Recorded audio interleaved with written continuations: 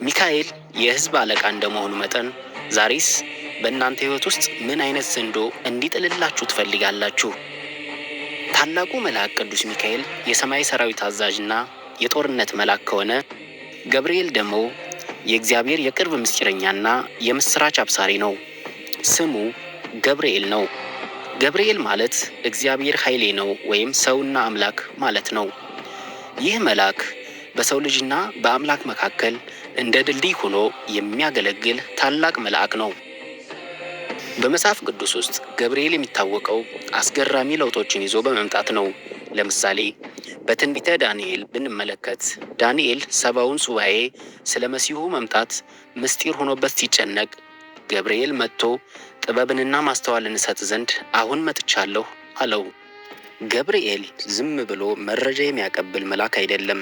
ለሰው ልጅ አእምሮ የማይታሰቡ ሰማያዊ ምስጢራትን የመግለጥ ስልጣን አለው። በሐዲስ ኪዳንም ዘካርያስ ካህኑ ልጅ እንደማይወልድ አምኖ ተስፋ በቆረጠበት ሰዓት ገብርኤል በቤተ መቅደስ ታይቶ የመጥምቁ ዮሐንስን መወለድ አበሰረ። እምነት በማጣቱ ዘካርያስን ዲዳ ማድረጉ የገብርኤል ቃል ምን ያህል ክብደትና ስልጣን እንዳለው ያሳየናል። የገብርኤል ትልቁና ታላቁ ተልእኮ ወደ ናዝሬት ያደረገው ጉዞ ነው። አንዲት ድንግል ዓለምን የሚያድን አምላክን እንደምትወልድ ሲያበስር ሰማይና ምድር በአንድ ቃል ተገናኙ። ገብርኤል ጸጋ የሞላብሽ ሆይ ደስ ይበልሽ ሲላት የሰው ልጅ የሞት አዋጅ ተሰርዞ የሕይወት አዋጅ የታወጀበት ቅጽበት ነበር።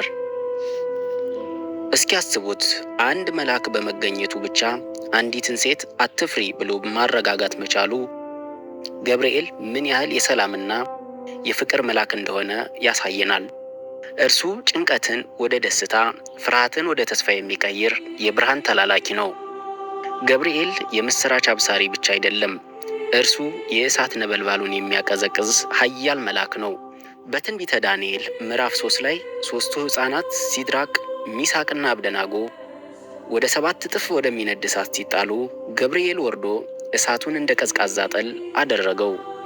ይህ ታሪክ የሚያስተምረን ነገር ቢኖር ዓለም በእሳት ወይም በችግር፣ በበሽታ፣ በጦርነት ስታቃጥላችሁ ገብርኤል ያንን እሳት አጥፍቶ የሰላም አየር የመስጠት ስልጣን እንዳለው ነው። በኢትዮጵያ ኦርቶዶክስ ተዋሕዶ ቤተ ክርስቲያን ገብርኤል ሲባል ብዙዎች ከእሳት አደጋ የሚጠብቅ ብለው የሚጠሩትም ለዚህ ነው። በታሪክ ውስጥ ገብርኤል ብዙዎችን ታድጓል። ለምሳሌ ቅዱስ ቂርቆስና እናቱ ኢየሉጣ በሚፈላ የናስ ጋን ውስጥ በተጣሉ ጊዜ ገብርኤል ወርዶ ጋኑን እንዳቀዘቀዘውና ሕፃኑን እንዳዳነው በሰፊው ይተረካል። ይህ የሚያሳየው የገብርኤል ጥበቃ ለሕፃናትና ለንጹሐን ምን ያህል ቅርብ እንደሆነ ነው። ዛሬ በእናንተ ሕይወት ውስጥ የሚነደው እሳት ምንድን ነው? የኑሮ ውድነት፣ የቤተሰብ መበታተን ወይስ የተስፋ መቁረጥ እሳት? ገብርኤል ለዘካርያስና ለማርያም አትፍሩ እንዳላቸው ሁሉ ዛሬ ለእናንተም የሚያበስረው ምስጢር ይኖራል። የእግዚአብሔርን የምስራች ለመስማት ጆሮአችሁ ዝግጁ ነው?